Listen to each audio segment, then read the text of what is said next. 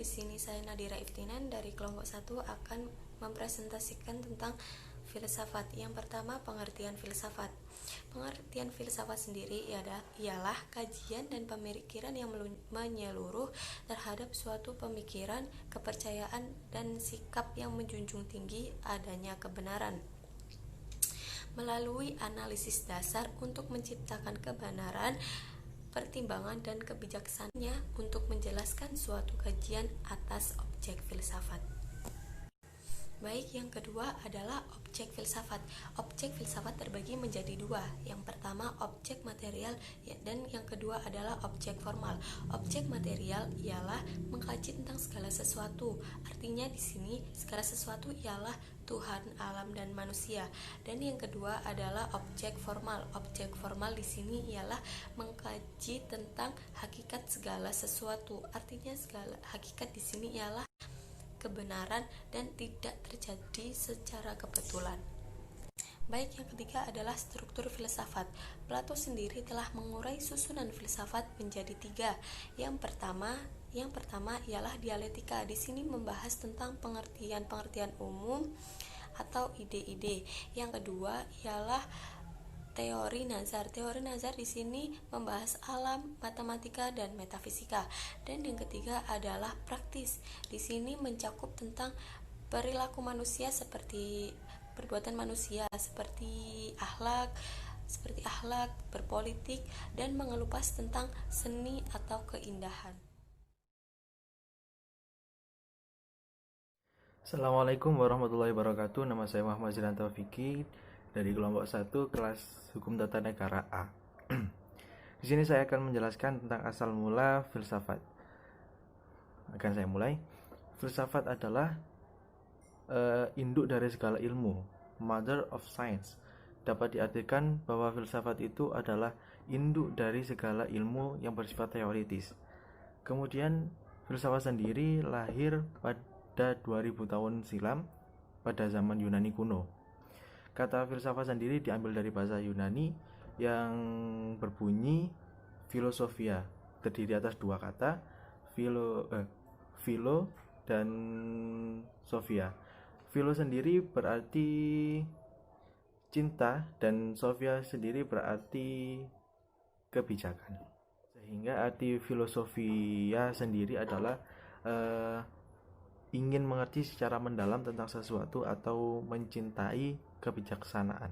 Kemudian kata filosofia jika ditarik sejarahnya itu sangat panjang sekali, terutama pada zaman Homerus. Itu kata sophia sendiri memiliki arti kebijaksanaan atau mempunyai kecakapan. Kemudian pada zaman Herakleitos dan Pythagoras, ahli filsafat disebut dengan filosofus. Kemudian pada zaman Sofisme dan Socrates, filosofein diartikan sebagai bentuk penugasan secara sistematis terhadap ilmu yang bersifat teoritis. Jadi dapat kita ambil beberapa kata, yaitu filosofia itu adalah hasil dari filosofein, dan filosofus adalah orang yang melakukan filosofein. Dari kata-kata tersebut muncullah beberapa kata atau istilah di berbagai negara seperti filosofia, filosofi, falsafah, dan filsafat.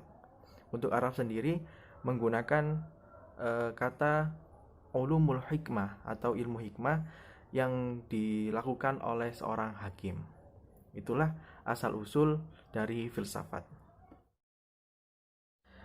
Selanjutnya adalah sifat-sifat dasar berpikir filsafat. Menurut Jan Hendrik Graeber ada 5 hal yang menjadi sifat-sifat dasar berpikir filsafat. Di antaranya yaitu berpikir secara radikal, mencari asas, berburu kebenaran, mencari kejelasan, dan berpikir secara rasional. Untuk yang pertama, berpikir secara radikal. Berpikir secara radikal sendiri adalah berpikir secara mendalam untuk menemukan akar persoalan dari sebuah permasalahan. Seorang filsuf akan berpikir secara radikal sehingga ia tidak akan terpaku pada suatu permasalahan atau fenomena dan tidak akan berhenti pada wujud realitas tertentu. Sehingga ia akan berpikir secara radikal mendalam untuk menemukan akar persoalan dari sebuah permasalahan. Lanjut, yang kedua adalah mencari asas. Karakter filsafat selanjutnya adalah mencari asas yang paling hakiki dari sebuah realitas. Dengan begitu, akan ditemukan sebuah esensi. Lalu esensi tersebut akan digunakan untuk memahami dan agar dapat menjadi pedoman dan petunjuk untuk memahami sebuah realitas tersebut. Yang ketiga adalah berburu kebenaran. Berfilsafat berarti berburu kebenaran tentang segala sesuatu yang tidak meragukan. Oleh sebab itu, kebenaran filsafat selalu terbuka untuk diuji kembali. Dengan demikian, kebenaran filsafat tidak bersifat mutlak atau final, karena bisa diuji dan diproses kembali sehingga menghasilkan kebenaran-kebenaran yang lain yang lebih benar. Yang keempat adalah mencari kejelasan. Berfilsafat berarti mencari kejelasan tentang segala sesuatu dengan menyingkirkan hal-hal yang tidak jelas agar mendapatkan titik terang tentang suatu kebenaran. Yang kelima adalah berpikir secara rasional. Setelah 4 hal tadi, ada satu lagi yaitu berpikir secara rasional. Berpikir secara rasional di sini bukan hanya berpikir secara logis, tetapi harus sistematis dan kritis. Berpikir logis bukan hanya menarik pengertian-pengertian yang dapat dipahami oleh akal pikiran, tetapi juga harus bisa menemukan dan menetapkan segala sesuatu dengan tepat, dan juga tidak lupa memperhatikan sistematis dan kritisnya. Selain kelima hal tadi, ada 4 hal lain yang menjadi ciri berpikir secara filsafat, yaitu hal-hal umum, yang kedua berpikir hidup dalam kesadaran, yang ketiga adalah toleransi, dan yang keempat adalah bersifat subjektif. Assalamualaikum warahmatullahi wabarakatuh. Perkenalkan, nama saya Muhammad Tonto Johari dari kelompok 1, ingin menjelaskan tentang hubungan filsafat dengan ilmu pengetahuan dan dunia kerja. Yang pertama, saya ingin menjelaskan tentang hubungan filsafat dengan ilmu pengetahuan. Filsafat dan keseluruhan ilmu itu bertemu pada satu titik.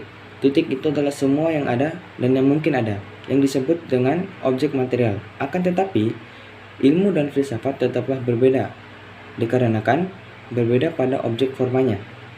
Objek forma ilmu itu adalah mencari sebab yang sedalam-dalamnya, sedangkan objek forma filsafat adalah mencari keterangan sedalam-dalamnya. Ilmu pengetahuan juga dengan metodenya sendiri mencoba berusaha mencari kebenaran tentang alam beserta isinya, dan termasuk adalah manusia.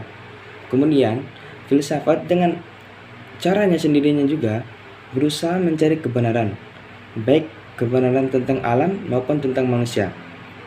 Dengan demikian, hubungan filsafat dengan ilmu pengetahuan adalah ilmu akan mengkaji hal-hal yang bersifat empiris dan dapat dibuktikan, sedangkan filsafat mencoba mencari jawaban terhadap masalah yang tidak bisa dan dijawab oleh ilmu, dan jawabannya bersifat spekulatif. Kemudian saya ingin menjelaskan hubungan filsafat dengan dunia kerja. Hubungannya adalah sesuatu pekerjaan yang kita lakukan akan lebih memiliki nilai atau mempunyai maksud dan tujuan yang mendasar. Kemudian, filsafat dapat diimplementasikan dalam suatu kebijakan yang akan mengakomodir kepentingan setiap pekerja. Kemudian, sebagai penutup, dapat disimpulkan bahwa filsafat adalah sesuatu yang digunakan untuk mengetahui kebenaran atau kebijakan tentang alam semesta dan isinya, melalui pemikiran yang mendalam dan tidak terbatas terhadap suatu kajian atau objek yang diteliti. Kemudian, kita dapat mengetahui hubungan filsafat dengan dunia kerja dan ilmu pengetahuan. Dengan demikian, berakhir pula presentasi kami. Mohon maaf apabila ada kesalahan dari kami. Wabillahi taufiq wal hidayah. Assalamualaikum warahmatullahi wabarakatuh.